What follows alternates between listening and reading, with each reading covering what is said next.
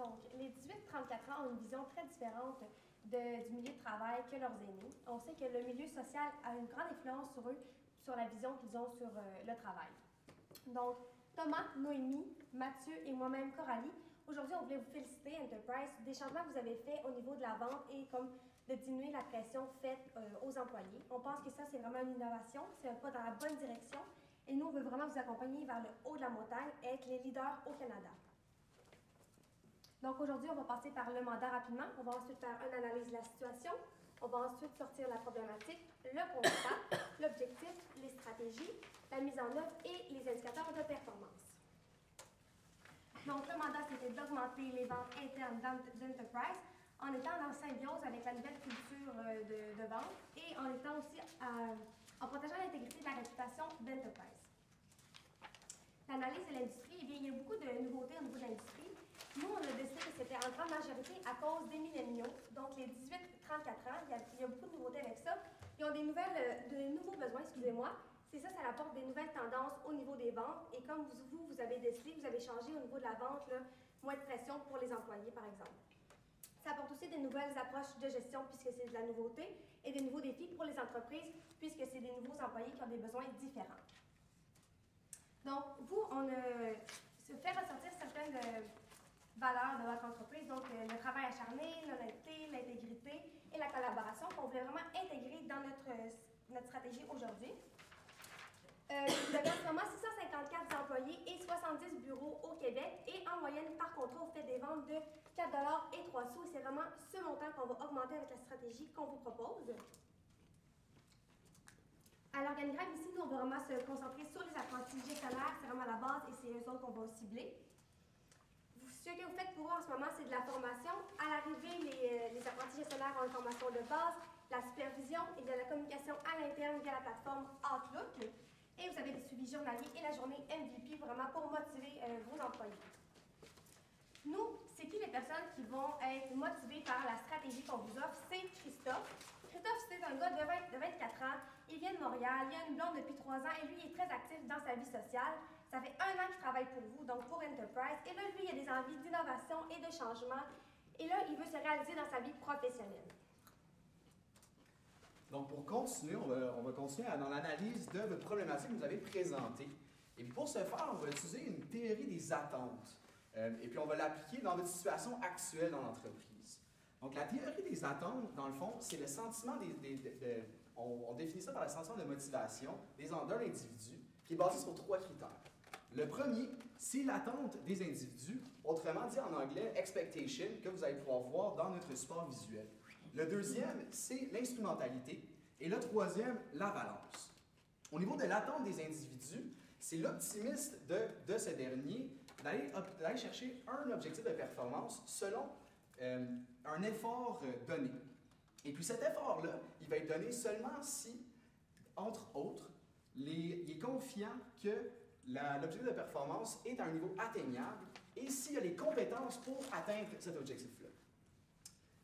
Au niveau de l'instrumentalité, dans le fond, l'instrumentalité, c'est une croyance que l'individu va pouvoir avoir une récompense à la fin quand il va obtenir l'objectif de performance. Puis souvent, ça a trait à l'augmentation salariale, ça a trait à une promotion ou toute autre sorte de reconnaissance possible.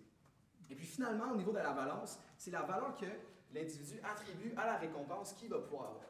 Donc, juste pour démêler un peu les cartes, cette théorie-là, ça sert un peu à déterminer les employés valorisent quoi dans l'entreprise. Puis ça va pouvoir faire en sorte qu'on va pouvoir mettre de l'avant puis avancer vers les objectifs qu'on va pouvoir déterminer un peu plus tard dans notre présentation. Et puis, on pense justement avoir les outils pour ce faire. En 2019, on aimerait ça, augmenter la motivation des employés par la reconnaissance de l'effort donné, tout en continuant à offrir des opportunités d'avancement et l'autonomie au travail, et de mettre encore plus de l'avant le développement personnel et l'innovation e-learning. Et puis, au niveau des modifications que vous avez faites, comme que ma collègue a mentionné, on pense que c'est une première étape vers l'augmentation de ce sentiment de motivation-là dans votre entreprise. Mais maintenant, il est nécessaire pour nous d'aller chercher quelque chose de plus, une nouvelle méthode pour vraiment pouvoir augmenter ce sentiment de motivation-là encore plus qu'il est présentement. Et puis, si on n'est pas capable de faire ça, malheureusement, on ne pourra pas aller chercher et atteindre les objectifs qu'on va pouvoir décrire un petit peu plus tard. Donc, juste en bref, on est tous d'accord qu'on doit augmenter la performance des apprentis gestionnaires au niveau des ventes internes. Puis pour ce faire, il faut augmenter la motivation de ces derniers. Et pour augmenter la motivation, il faut augmenter leur valence. Comment est-ce qu'on va faire ça? C'est avec 2 stratégies qu'on va vous offrir un petit peu plus tard. Et puis ces stratégies-là, c'est des opportunités qui vont pouvoir vous permettre d'optimiser la formation, partager les connaissances à l'interne, soit dans les succursales ou entre les employés, pour pouvoir encourager la communication interne, prioriser les intérêts des employés, s'adapter aux nouveaux besoins des employés et innover de façon e-learning. Donc, finalement, au niveau des objectifs, on a trouvé 2 objectifs pour vous aujourd'hui. Le premier étant d'augmenter les ventes internes à moins de 5,80 $ par contrat d'ici 2020. Quand est-ce qu'on va faire ça? C'est en augmentant la motivation des employés vis-à-vis ces ventes-là. Parce que si on n'a pas la motivation, comme on vient juste d'expliquer, on ne réussira pas à aller chercher la moyenne de vente par contrat. Maintenant, on va passer aux stratégies. Donc, on sait ici que vous avez des outils de vente qui sont efficaces. Nous, ici, on souhaite les maximiser en les regroupant dans un programme qui va permettre d'optimiser les talents, de motiver les employés et aussi de peaufiner nos techniques de vente et approche aux clients et le tout pour ainsi inciter les ventes à l'interne. Donc, c'est une stratégie qui se divise en 2 volets, qui est web et affichage. Au niveau du web, on a un aspect de formation et un aspect d'incitatif aux employés qui sont ensemble mis sous un seul outil qui est l'Internet. L'Internet, c'est une application mobile. C'est une application qui est mobile, c'est en fait un réseau c'est ça qui est interne, avec aussi un outil de formation, aussi un suivi des statistiques et des performances, et le tout sous une application qui fait un rappel de la gamification. Pourquoi une application? En fait, juste avec un Facebook, un WhatsApp et un Messenger, c'est plus de 60 milliards de messages qui sont partagés par jour. Une personne passe en moyenne 135 minutes par jour sur les réseaux sociaux. Donc ici, une application est le plus indiqué pour la stratégie. Donc, lorsqu'on parle de la stratégie ici de formation et de partage des connaissances, on parle ici d'un réseau social. Donc, on parle ici d'une plateforme avec un fil d'actualité qui permet de communiquer entre les succursales, de partager nos bons coups et nos connaissances et ainsi d'optimiser toutes nos connaissances. On va aussi faire un partage de formation et d'informations qui sont pertinentes. Donc, c'est vraiment une plateforme qui permet de motiver et de partager. L'impact va être particulièrement au niveau du développement des connaissances et des compétences. Donc, une personne qui va partager et qui va aussi lire les informations, c'est une personne qui va gagner en connaissances. On parle aussi d'une opportunité au niveau de l'avancement, car une personne qui va avoir de plus en plus de formation, c'est une personne qui est outillée, donc qui a une opportunité de monter dans la hiérarchie et d'atteindre de nouveaux échelons. Sinon, on parle aussi d'une implication et d'un engagement au sein de l'entreprise. C'est une application qui est faite par les employés et pour les employés. Donc, en participant à la plateforme, on participe aussi au développement de l'entreprise à l'interne. Ensuite, on parle aussi des incitatifs aux employés. Les chiffres parlent d'eux-mêmes. Un système d'incitatifs et de reconnaissance permet de diminuer le taux de roulement de 31%. Un employé qui est engagé, il permet d'augmenter de 19,2% les chiffres d'affaires par année. Et de souligner de façon qui est officielle les accomplissements permet une croissance moyenne de 14% sur les résultats financiers. Donc ici, on peut voir que d'investir dans les talents et dans les employés, c'est payant. Donc, au niveau des incitatifs, on va faire appel à la gamification. Je vais vous l'expliquer en résumé. C'est en fait une plateforme qui permet de partager les formations et les informations sous une plateforme qui fait un rappel à un jeu. Donc, c'est une plateforme qui est ludique et qui est super le fun aussi à utiliser.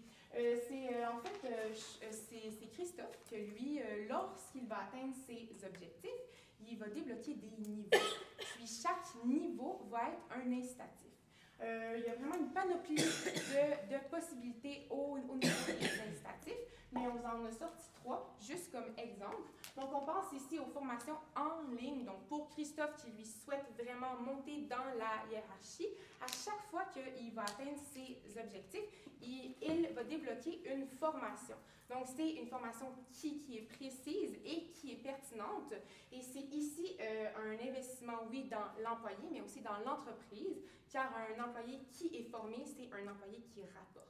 On pense aussi sinon à un prêt de voiture de luxe aux employés qui atteignent leurs objectifs, ou même à un système de mentorat qui ici, c'est pertinent autant pour la personne qui offre le mentorat que la personne aussi qui le reçoit. C'est vraiment un partage de connaissances, mais c'est aussi très, très enrichissant et valorisant pour tous les employés. Ensuite, on pense aussi à un profil. Donc, Christophe va avoir son profil où on va avoir toutes les informations sur son niveau, sur son avancement et ses statistiques. Donc, c'est super pratique et c'est vraiment fun aussi pour Christophe car il peut avoir toutes ces informations en temps réel. Donc, il va avoir ici un impact au niveau ici, bien sûr, de l'opportunité et de l'avancement, car on l'a vu en ayant plus en outils, bien, on peut atteindre plus rapidement les échelons plus hauts. Sinon, on parle aussi de la fidélisation de l'employé. Nous avons vu que les employés qui ont des systèmes en incitatif sont fidèles. Le taux de roulement est beaucoup plus bas, donc c'est payant pour l'entreprise aussi. Et sinon aussi, croissance de la motivation de l'employé. Bien sûr, Christophe a accès à son développement. Donc, c'est motivant de voir ça en tant que réel, puis de continuer son avancement.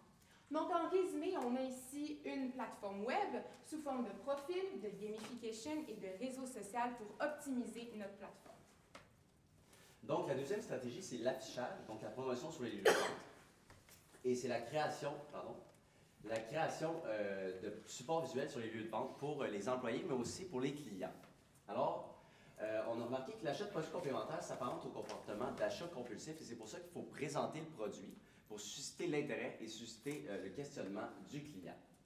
Et comment on va faire ça? Bien, dans le fond, c'est qu'avec les outils qu'on aura mis en place, dont la plateforme, on va informer l'employé sur des techniques de vente pour pouvoir conseiller le produit. Tandis que pour le client, l'information va venir d'affichage et le client va se sentir sensibilisé et surtout informé, ce qui va faciliter la transaction entre l'employé et le client. Donc ici, on a développé un concept qu'on a décliné en 2 affiches. Voici la première et la seconde. Donc, cette balle pourrait vous coûter cher. À première vue, la balle, dans le fond, ça nous pose un peu des questions. On se demande qu'est-ce qu'on fait avec ça. On réalise que ça pourrait causer des dommages au véhicule. Alors, nous, on a mis l'emphase sur le ERM, qui est votre produit le plus lucratif. Donc, les impacts que ça engendrerait, ça informerait le client, mais surtout, ça viendrait porter soutien aux employés. Donc, pour le KPI, on va vraiment miser sur le taux d'utilisation de la plateforme. Ensuite de ça, l'augmentation des ventes internes. Et finalement, le sondage sur la plateforme, est-ce qu'on va pouvoir recueillir les informations des employés directement. Donc, pour l'échéancier, l'application devrait commencer en février et elle devrait être lancée en mai. Et pour l'affichage, on devrait commencer le design en février et l'exécution en salle, ça devrait prendre place en mars. Pour ce qui est du budget, comme vous pouvez constater, on a respecté le 50 000 que vous nous avez octroyé. Et finalement, pour la synthèse, donc on vous propose 2 stratégies, une stratégie web, donc la plateforme et une stratégie d'affichage qui se complémentent pour augmenter les ventes internes en harmonie avec les valeurs d'Enterprise. Donc merci beaucoup, on est disponible pour répondre à vos questions.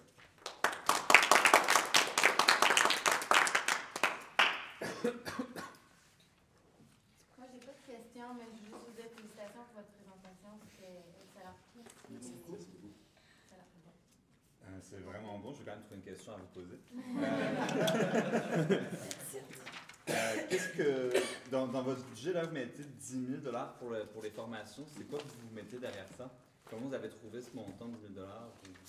Dans le fond, le 10 000 $ pour les formations, c'est pas un prix qu'on a fixé. C'est qu'on serait prêt à injecter 10 000 $ dans les formations qui seraient précises à ce moment-ci. C'est à voir combien de formations est-ce qu'on peut mettre. Par exemple, on pourrait y aller jusqu'à 3 formations, puis dépendamment des coûts que cela engendrait. On s'est dit qu'un budget qui serait respectable, ça serait un budget de 10 000 $. Et oui. Si je peux rajouter, c'est aussi pour dire que la formation, c'est très important dans tout ce qu'on a à proposer. Donc, on croit qu'en donnant 1/5 de budget qui nous est alloué dans les formations, ça va faire en sorte qu'on va avoir vraiment les ressources nécessaires pour aller de l'avant dans nos objectifs. J'ai une question au niveau de l'échéancier. C'est une échéancier quand même relativement assez court, de 4 mois. Est-ce que vous espérez que les changements de culture vont s'effectuer sous ces 4 mois-là ou c'est vraiment juste pour la fin des stratégies? Pour l'échéancier, j'ai pas pour l'application. J'ai pas suivi la Le niveau de culture, dans le fond, c'est sûr qu'on sait que la culture, le changement, c'est des gens, des fois, sont réfractaires au changement, ça prend plus de temps pour faire. Ça, c'est vraiment l'échéancier pour le projet, la web et les affichages. C'est sûr que le niveau culturel, ça peut prendre plus de temps à s'adapter au changement. Là, ça, on l'avait pas mis dans notre échéancier, effectivement. Puis est-ce que vous avez une initiative de performance qui vous dit, genre, on a bien fait avec l'application? Combien de personnes vous voulez qu'ils soient sur l'application après combien de temps? Ici, dans nos indicateurs de performance, on avait le sondage sur la plateforme. Le sondage sur la plateforme, c'est c'est quoi le mot? L'indice de performance. Non, mais le sondage permet de voir si les employés sont satisfaits ou pas, oui. dans le fond. C'est directement sur la Ma plateforme. question, c'est dans l'autre sens pour vous. Est-ce que vous êtes satisfait avec combien de personnes sur l'application? Est-ce que vous allez être satisfait? Avec combien de temps ça va prendre avant d'avoir le nombre de personnes que vous voulez avoir sur l'application? Parce que s'il y a 3 personnes dessus, on s'entend. Ben, c'est sûr. Ça n'atteint pas ce qu'on veut atteindre. Tu pourrais revenir à l'échéancier. C'est sûr qu'on va vraiment lancer l'application comme en mai. Mais à partir de ce moment donné-là, on va se donner un moment d'adaptation. On prévoyait à peu près 1 an. Puis pour faire des suivis, des mises à jour, pour optimiser évidemment l'application. Puis à partir de cette année-là, c'est sûr qu'on aimerait avoir un haut taux de satisfaction, au moins un bon, je dirais un bon 80-80%.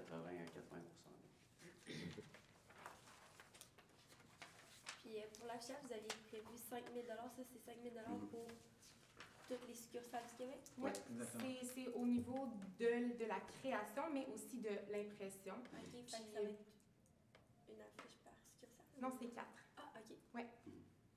C'est 4 prix. Vous avez des bons prix d'amis? Ouais. C'est un prix qui est traditionnel, là, vraiment.